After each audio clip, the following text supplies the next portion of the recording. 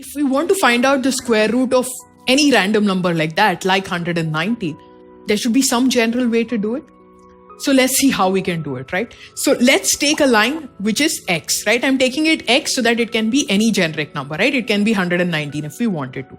So take x and then add 1 unit, right? So the total length you now have is x plus 1. Now with this x plus 1 as diameter, draw a semicircle, right? So we have a semicircle with x plus 1 as the diameter.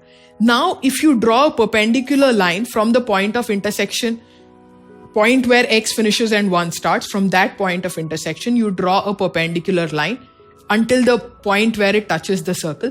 The length of this line is going to be root x.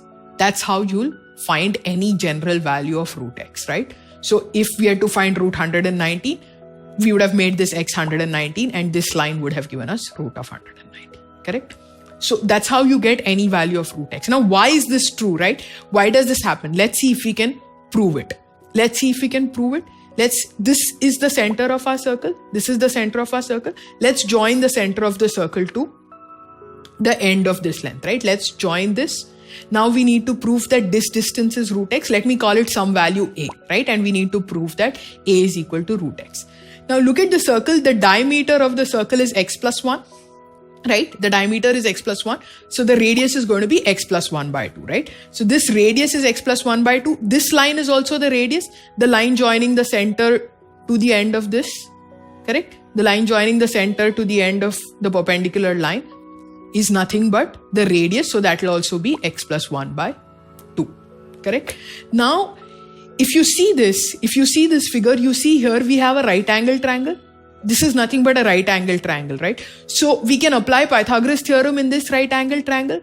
We already got the hypotenuse as x plus 1 by 2. Now we need to find the length of the base, right? Base, you can see the radius is x plus 1 by 2. From that, you will have to subtract 1, right? The radius is x plus 1 by 2. If you subtract 1 from it, you will get the base of this triangle, right? So the base of the triangle will be x plus 1 by 2 minus 1, which is nothing but x minus 1 by 2.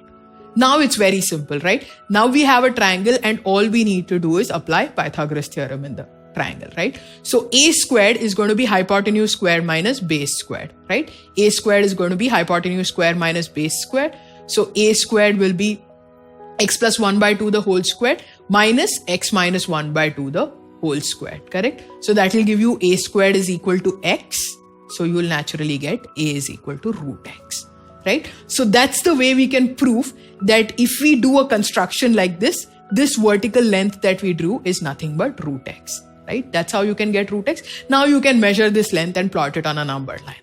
If you like this video and want to watch many more amazing videos like these, like and subscribe to our channel now.